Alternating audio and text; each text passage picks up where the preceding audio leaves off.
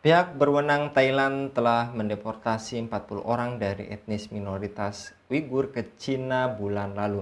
Sejak itu, para penegak hak asasi manusia mengatakan bahwa setidaknya sebagian dari 8 orang Uighur yang masih berada dalam tahanan Thailand akan beresiko mengalami nasib yang sama.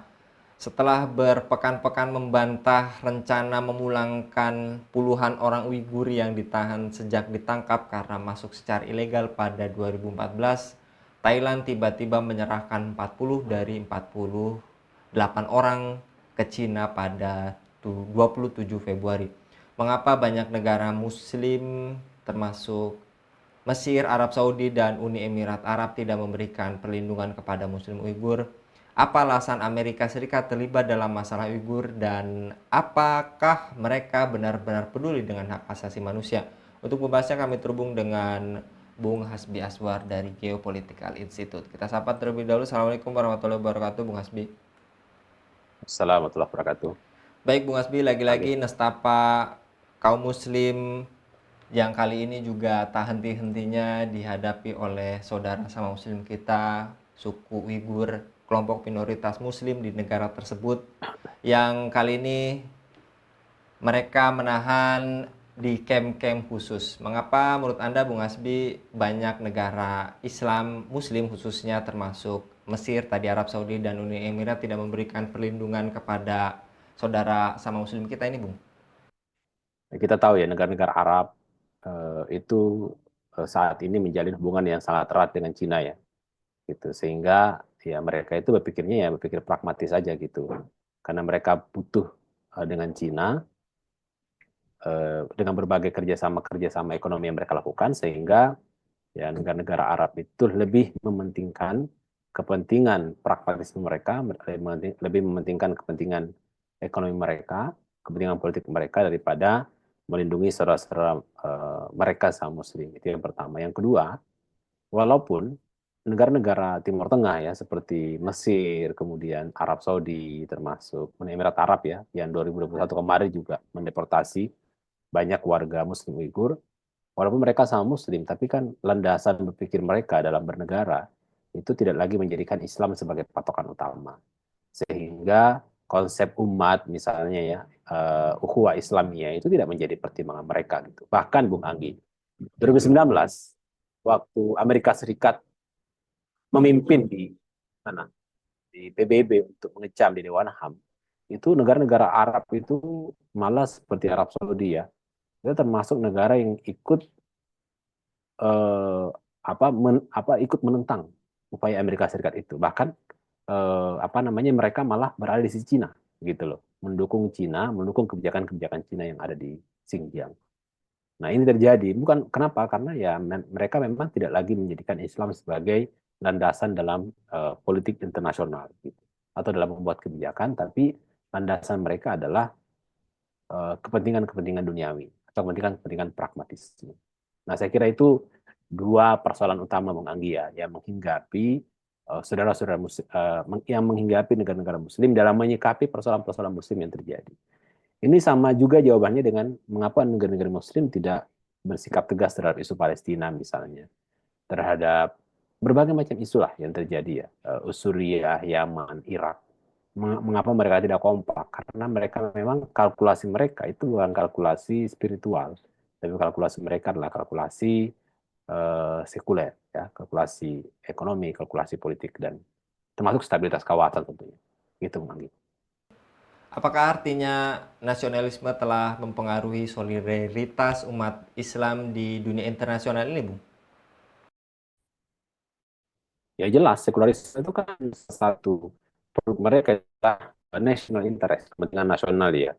Dan negara-negara Arab itu kan em, melihat Cina ini menjadi negara yang punya kekuatan ekonomi investasi yang besar, sehingga ya mereka menjadikan Cina menjadi salah satu tumpuang untuk eh, ekonomi mereka, seperti misalnya ekspor minyak mereka misalnya ke Cina, termasuk juga kerjasama-kerjasama investasi dengan Cina misalnya gitu.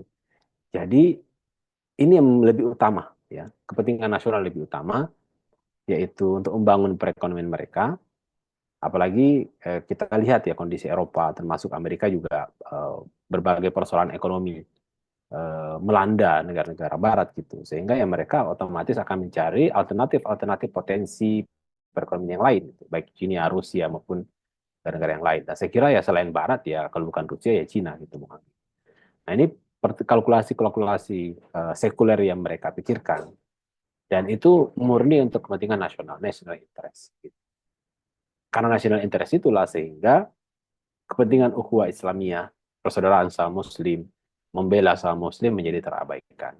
Karena murni untuk kepentingan duniawi. Gitu, Bung Agi.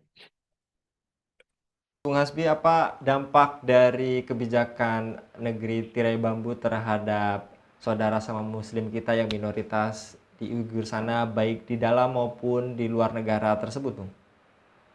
Iya, saudara-saudara Muslim Uighur itu kan di Xinjiang ya, itu kan mereka lari dari Xinjiang. Itu kan sebenarnya untuk menjaga, membela kehormatan agama mereka. Ya kan saya kira dalam agama kita juga diajarkan ya, kalau sebuah negeri memang tidak layak atau Islam itu tidak bisa diterapkan, tidak bisa dijaga, tidak bisa diaplikasikan dengan baik, maka sebaiknya memang kaum muslimin pergi dari wilayah tersebut gitu. Murni untuk menjaga dan melindungi akidah dan pelaksanaan hukum-hukum syariah. Tapi mereka ini, saudara-saudara muslim Uighur kita ini, bahkan ada yang sudah pernah di tempat camp-camp gitu ya, tapi hanya mereka lepas dan akhirnya lari. Mereka itu ke negeri-negeri muslim itu kan berharap mereka bisa mendapatkan perlindungan gitu terhadap hak-hak dasar mereka, yaitu hak-hak keberagamaan, hak-hak menjalankan kebebasan beragama tanpa diganggu gugat. Karena di wilayah Uighur sendiri di Xinjiang sendiri itu kan mereka betul-betul direpresi, Bung Anggi ya. Bahkan orang yang pakai jenggot itu dipaksa untuk dicukur jenggotnya gitu. Kemudian masjid-masjid itu dipaksa untuk sepi. Mereka dimasukkan ke camp-camp reedukasi yang sebenarnya mereka itu dimurtadkan ya dengan ideologi komunisme Cina gitu. Dan mereka itu lari dari sana itu karena ingin menyelamatkan kehormatan agama mereka. Tapi ternyata yang sangat menyedihkan bagi mereka adalah ketika mereka lari ke negeri-negeri Muslim, ternyata mereka dipaksa untuk dipulangkan.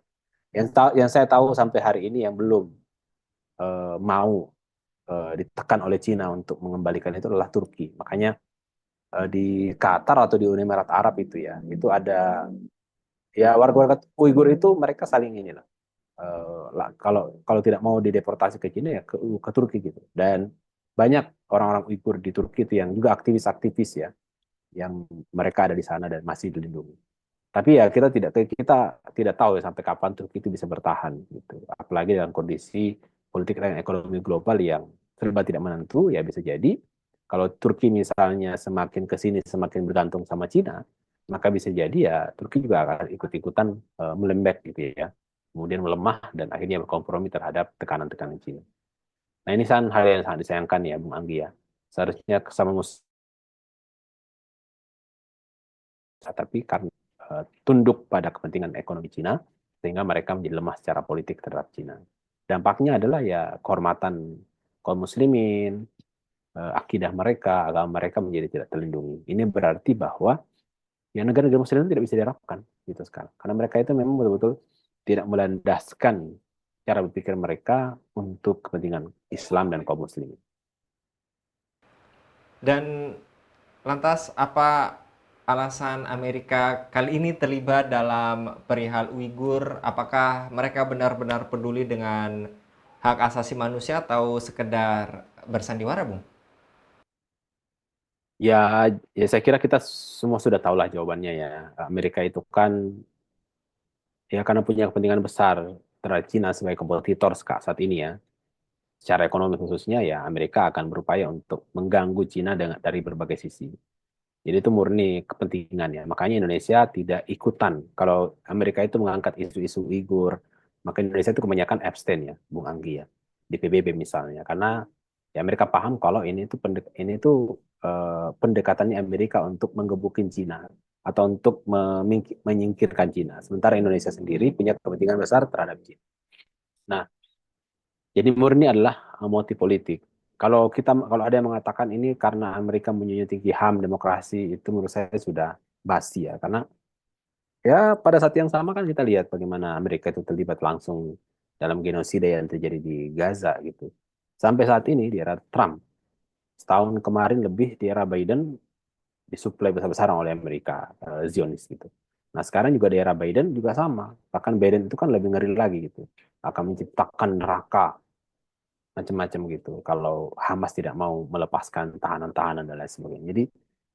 Jadi tidak ada yang bisa. Saya kira tidak, ya jelas sekali ya tanpa perlu analis yang mendalam kita sudah tahu gitu bahwa ini adalah murni kepentingan politik Amerika Serikat, kepentingan politik pragmatis. Seandainya mungkin bukan Cina yang melakukan itu, Bung Anggi, atau bukan kompetitornya Amerika yang melakukan itu, saya kira Amerika tidak akan ikutan merespon lah. Ini sama dengan Rohingya misalnya.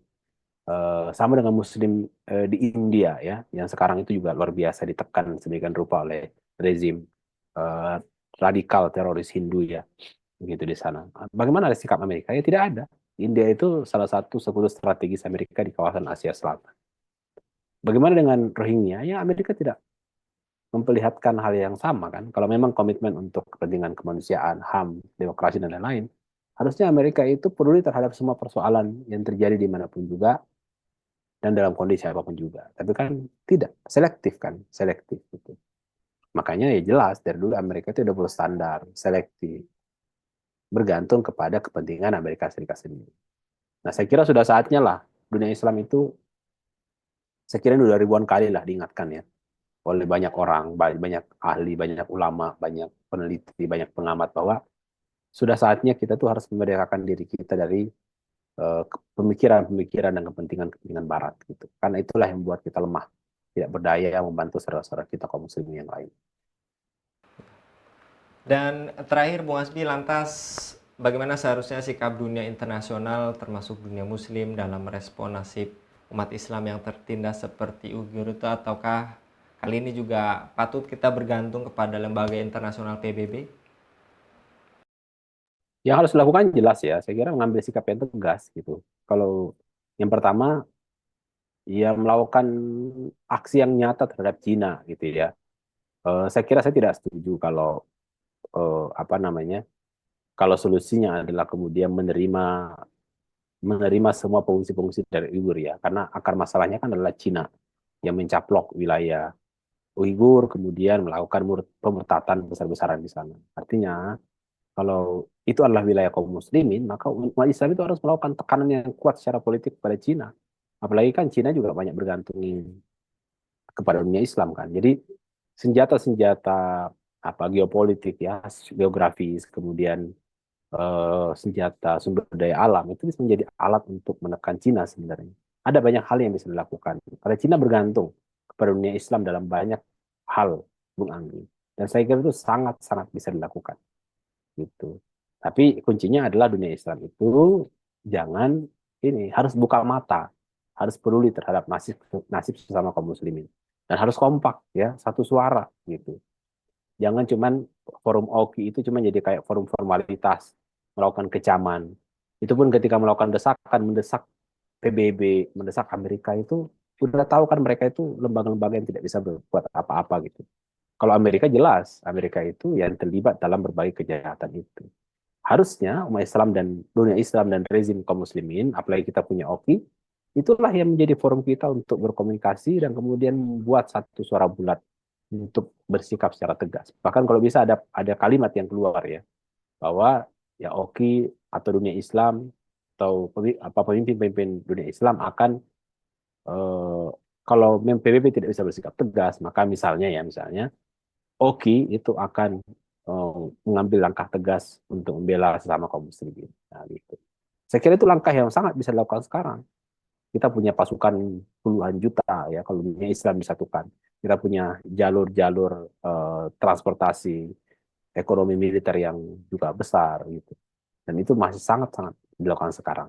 Sangat bisa dilakukan sekarang, bukan? Baik, jasa kalau Bung Hasbi untuk paparannya pada kabar petang kali ini. Jadi suara nestapa di balik tembok camp, saudara sama muslim kita saatnya bersatu, tupaskan penjajahan dan tinggalkan hukum yang bukan bersumber dari manusia. Kita kembali ke hukum yang dari ilahi, karena lagi-lagi hukum yang bersumber dari manusia bisa kita simpulkan tadi, di satu sisi Amerika membantu saat ini, tapi sisi lain Amerika tutup mata ketika genosida sama muslim kita di Palestina sana. Ya sekali lagi Bung Hasbi untuk paparannya pada kabar petang kali ini.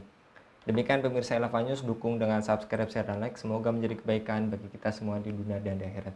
Saya Anggi Suara di Ududiri. Assalamualaikum warahmatullahi wabarakatuh.